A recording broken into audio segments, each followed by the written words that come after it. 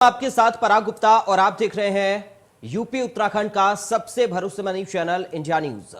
UP विधानसभा चुनाव के 6 चरण के मतदान हो चुके हैं और 7वें चरण का आखिरी दौर भी आज थम जाएगा। 2 दिन बाद 7वें चरण का मतदान होना है, यानी कि 7 मार्च को वोटिंग होनी है। वाराणसी की 8 सीटों पर इस बार सभी पार्टियों के नेताओं की नजरें गढ़ी हुई हैं। इसके लिए पीएम मोदी के साथ ही देश के सभी बड़े नेताओं का जमावड़ा काशी में हो चुका है।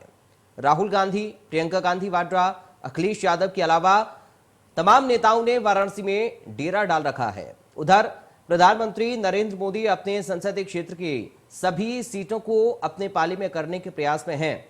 इसी के चलते प्रधानमंत्री नरेंद्र मोदी ने इतने बड़े मेगा रोड शो का आयोजन किया, तो वहीं प्रियंका राहुल ने जनसभा को संबोधित किया और अखिलेश यादव ने रोड शो कर जनता को साधने की कोशिश की। पीएम मोदी ने रोड शो कर जनता का आशीर्वाद तो लिया, साथ ही बाबा विश्वनाथ के दर पर मत्था भी टेका, ऐतिहासिक जीत दर्ज करने के लिए आशीर्वाद दिया। लेकिन क्या रोड शो के रूप में पीएम मोदी ने मास्टर स्ट्रोक खेलकर हारी हुई बाजी को जीतने का प्रयास किया है? देखना यह दिलचस्प होगा कि ये रोड शो कार्यकर्ताओं की नाराजगी पर कितना मरहम लगा सकेगा।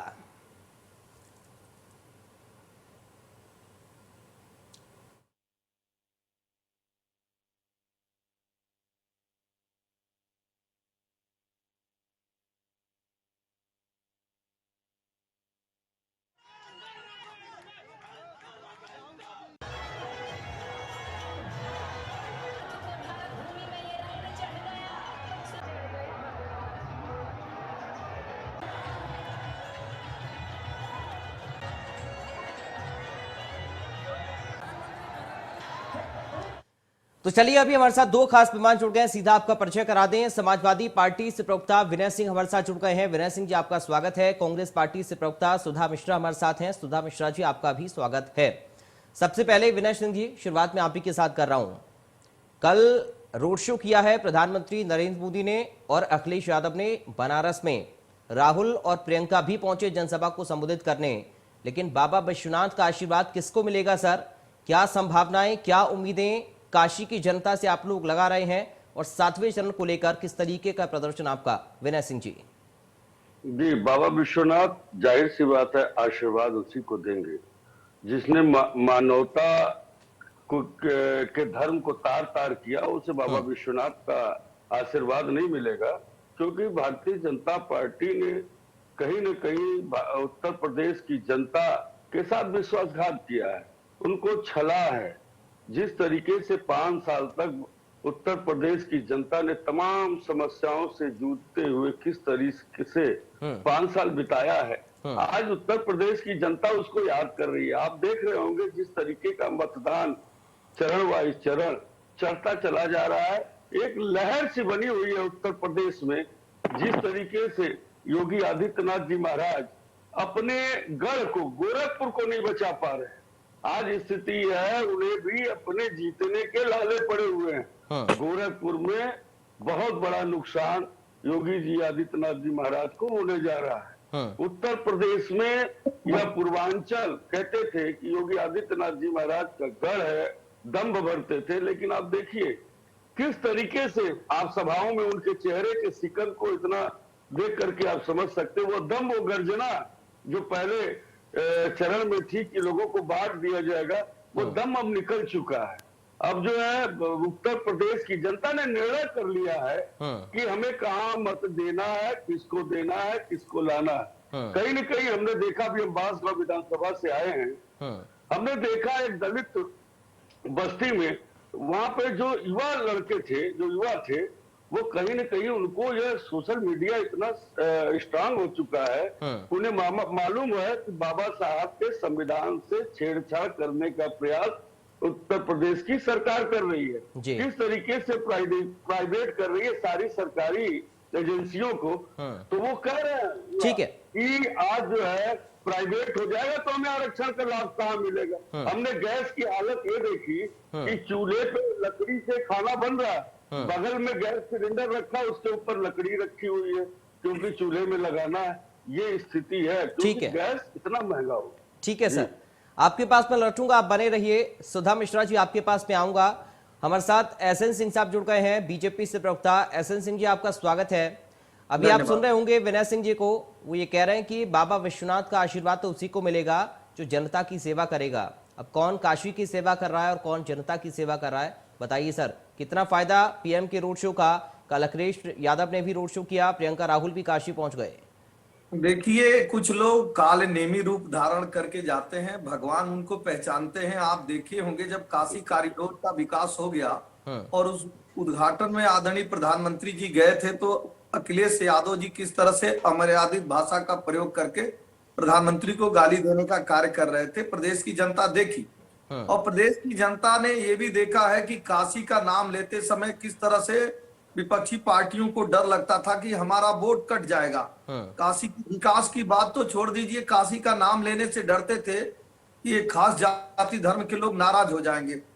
आज विनय जी कह रहे थे, प्रदेश की जनता तुलना कर रही है कि 5 साल जो समाजवादी पार्टी की पर्ची पे सरकार चली और परिवार के लिए पेट भरी, और भारतीय जनता पार्टी की जो 5 साल सरकार चली जो पूरे प्रदेश के विकास के लिए कार्य की, दोनों की तुलना कर रहे हैं लोग। और ये कह रहे हैं कि भाई उनके समय जो योजनाएं थी उससे केवल परिवार का पेट भरता था, आज 15 करोड़ लोगों को अन्न मिल रहा है। आज गरीबों को, किसान खुशहाल है, उनको सम्मान निधि मिल रही है। गांव गरीब को क्या चाहिए? उसको आवास चाहिए, उसको विकास चाहिए, उसको शौचालय चाहिए, उसको बिजली चाहिए, और अगर बीमार हो जाता है तो 5 लाख रुपए तक की मुफ्त में दवाई की व्यवस्था भारतीय जनता पार्टी की सरकार कर रही है। लेकिन पहले की सरकारों में मऊ जैसे दंगे हो जाते थे, जो बिल्कुल वाराणसी से सटा हुआ है, और 5 दिन तक सरकार के नाक के नीचे 500 असलहों के साथ 500 लोग जो है पूरी सड़क पे गुंडई करते हैं, और सरकार फूलमाला चढ़ाने के अलावा कोई कार्य नहीं करती। प्रदेश की जनता ये जान रही है कि ये लोग आ जाएंगे तो पुनः लिस्ट बनाने लगेंगे, और कल देखे होंगे जिस तरह से बयान आ रहा है कि सारी लिस्ट तैयार है और हम जो है आने के बाद पहले वो करेंगे, इस तरह की अराजकता उत्पन्न करेंगे, प्रदेश में तांडव करेंगे। तो प्रदेश की जनता इससे भयभीत है और ऐसे लोगों को नहीं ले आना चाहती है जो घोर परिवारवादी हैं, जो सिर्फ परिवार के लिए काम करते हैं। आप संविधान की बात कर रहे थे हमारे भाई, मैं इनको याद दिलाना चाहूं, एक छोटी सी घटना होती है मुजफ्फरनगर में। संविधान तो ये कहता है 302 का मुलजिम जो भी हो जेल में जाना चाहिए, लेकिन होता क्या है, उसको जो 6 302 के मुलजिम पकड़े गए रहते हैं उसको सुपर मुख्यमंत्री आजम खान साहब के कहने पे छोड़ दिया जाता है। जब तक एसपी डीएम नहीं छोड़ते उनका तबादला करा के छुड़ा दिया जाता है। आप देखिए इनकी सरकार में अराजकता, लूट किस तरह से था। 300 बड़ी वारदात केवल लखनऊ के इर्द गिर्द हुई। 700 लोग जो है बुंदेलखंड में भूख से मर गए। अरे मैं बताऊं साहब, इनके समय बिजली की भी एक जाति और धर्म हो गई थी। विकास का तो नाम ही छोड़ दीजिए, जो विकास था वो सैफई तक था। लेकिन आदरणीय मुख्यमंत्री जी ने उस विकास के पहिए को उठाकर पूरे प्रदेश में ले गए। आज देखिए जिस तरह से पूर्वांचल एक्सप्रेसवे के द्वारा वहां गति मिली है विकास को, जिस तरह से बुंदेलखंड एक्सप्रेसवे के द्वारा बुंदेलखंड को गति मिलने जा रही है। आज हर शहरों में मेट्रो चलने जा रहा है। आज देश का पहला रैपिड रेल उत्तर प्रदेश को मिलने जा रहा है। इस तरह की चीजों को जनता याद कर रही है, और ये भी याद कर रही है कि किस तरह से भारतीय जनता पार्टी ने ठीक है सर, अब लौटूंगा आपके पास। पार्टी के कुशासन को भी याद कर रही है। ठीक है, अब लौटूंगा आपके पास। हमारे साथ सुधा मिश्रा जुड़ गए हैं, कांग्रेस से प्रवक्ता। सुधा जी, तैयार है कांग्रेस पार्टी अंतिम रण के लिए? बिल्कुल। कितना समर्थन कल काशी में मिला राहुल जी और प्रियंका जी को? जिस समर्थन तो जो दिख रहा है, जो चीज दिखती है वो आपने भी देखा, हमने भी देखा, हम उसकी बात नहीं करेंगे।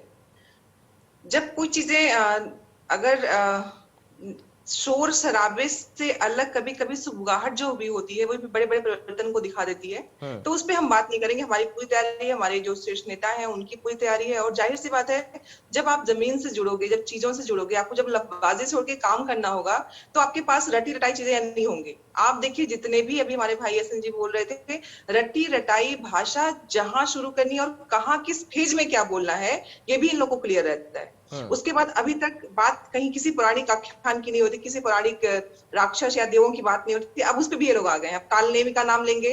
पौराणिक आख्यानों पे सिर्फ आपका ही एकाधिकार नहीं है, जो भी हिंदू धर्म के लोग होंगे सभी लोग जानते हैं उन बातों को, उन्हें बताने की भी जरूरत नहीं है। आप पौराणिक उदाहरणों को देख के किसी को नीचे नहीं कर सकते, ऊपर नहीं कर सकते, और किसी धर्म को किसी पार्टी का विशेषाधिकार नहीं मिला हुआ है, पहली बात।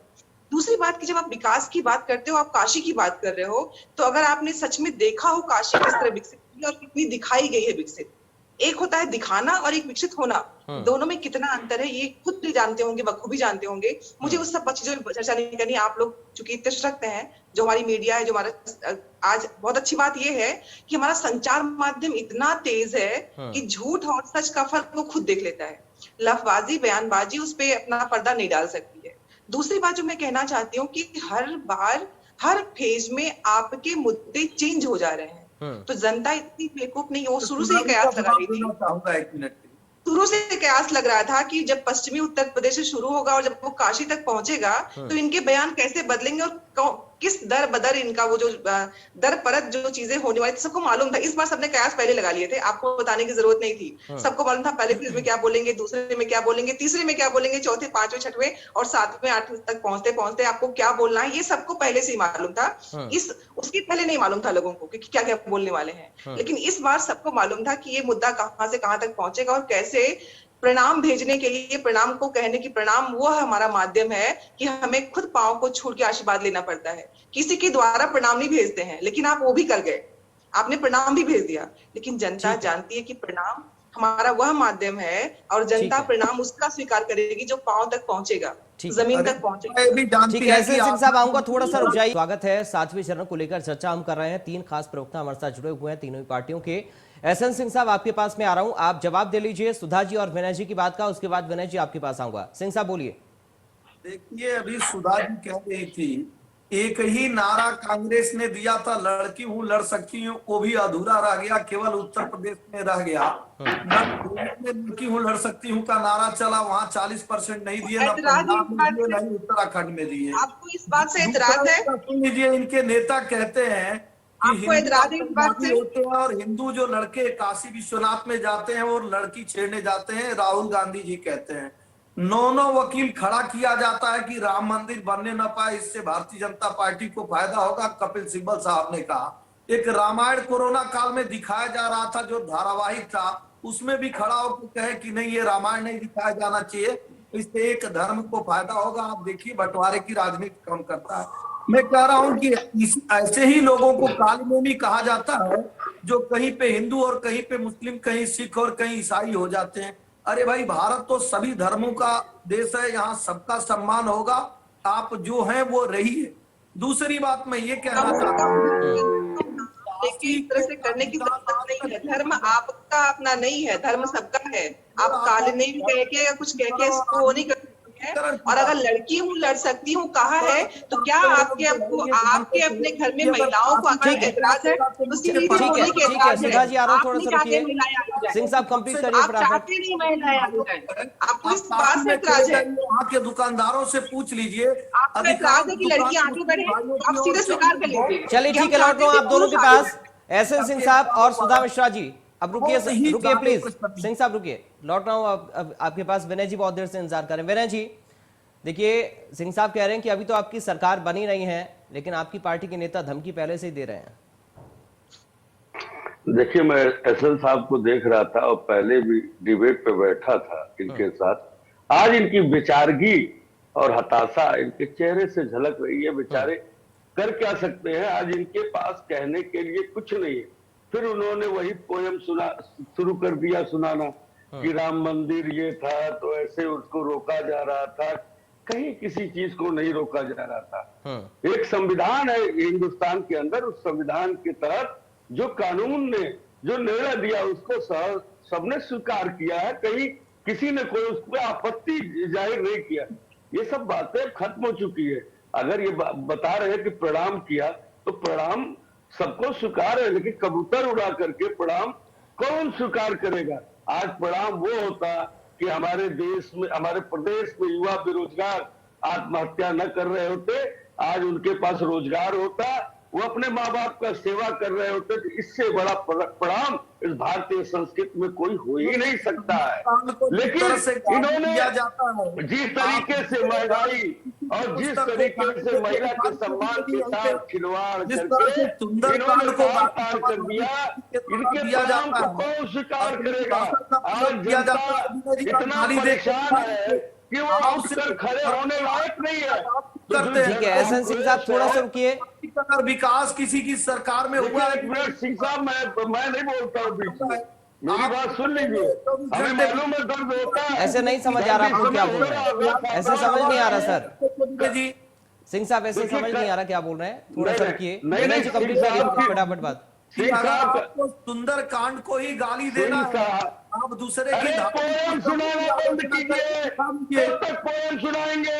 हमें मालूम है आपको दर्द हो रहा है। सुनिए, हमें पता है ये घाव बहुत गहरा हो गया होगा पहले कलर से। गाली देते ये रहे, दर्द लाजमी है, किसी को भी होता है। पर गोली चलाते रहे। फिर वही शुरू होगा ना विनय जी, ये पोएम बंद कीजिए। होगा ना, देखिए ये उत्तर प्रदेश की जनता ये पोएम सुन चुकी है, बहुत बार सुन चुकी है। आज आप बात मुद्दों पर नहीं करना चाहते हैं। की मदद दिक्कत यही है, जनता आपको मुद्दे बता रही है, चिंता मत कीजिए, जनता आपको मुद्दे बता रही है।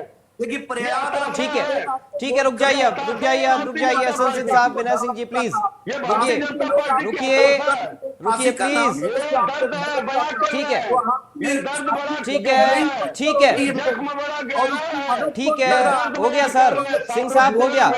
और जो विनय सिंह जी, एहसन सिंह जी हो गया सर, अब रुक जाइए प्लीज। ठीक है, सुधा जी इंतजार कर रही हैं। सुधा जी, बहुत शार्प कमेंट आपका चाहूंगा। मुद्दों का अभाव है क्या, आप लोगों के पास मुद्दे हैं? बिल्कुल मुद्दे हैं, विकास का मुद्दा है, बेरोजगारी का मुद्दा है। उसी मुद्दे पे बात करने पे लोग तुरंत उस पे आ जाते हैं कि किसने क्या कहा, किसने क्या किया। ये लोग लगते हैं पुरानी बातें करने, अपने कम से कम कृतज्ञता इतनी ज्यादा इन लोग के पास है कि अपने देश के जो पुराने नेता थे, जिन्होंने देश के विकास में स्वतंत्रता प्राप्त के बाद तक आज तक देश को कहां से कहां पहुंचाया, उस पे भी इनको कृतज्ञता जाहिर नहीं करनी है, उसमें भी कृतज्ञ नहीं है। अपने पहले प्रधानमंत्री का नाम लेके जिस तरह ये लोग उनके बारे में बातें करते हैं, सोच सकिए जो व्यक्ति अपने पूर्वजों की रिस्पेक्ट न करे, सम्मान न करे, वो देश से सम्मान क्या करेगा? जिसने देश की स्वतंत्रता के बाद देश में जितनी गरीबी थी, संसाधन नहीं थे, कैसे सुविधाएं लाके हमारा देश किस पथ पे आगे बढ़ा है, उसके प्रति कृतज्ञता आपके अंदर नहीं है। विकास की बात नहीं करनी है। आप कह दोगे कि आज के पहले बाथरूम क्यों नहीं बना, लैट्रिन क्यों नहीं बना, बात करते हैं। आप सोचिए जिस देश में राहुल गांधी जी ने, ठीक है, चलिए आज समय हमारे पास इतना ही है। आज हमारे पास समय इतना ही है। बहुत शुक्रिया आप तीनों खास मेहमानों का चर्चा का हिस्सा बनने के लिए। जनता के असल मुद्दों पर बात तो होनी चाहिए, लेकिन पीएम मोदी का ये मास्टर स्ट्रोक कितना काम आएगा 7वें चरण में, जितनी भी सीटें हैं उन सभी पर यह देखना बेहद दिलचस्प होगा। और क्या विपक्ष बीजेपी के किले को ढहा पाने में कामयाब हो पाएगा या फिर नहीं? 10 मार्च का इंतजार। नमस्कार।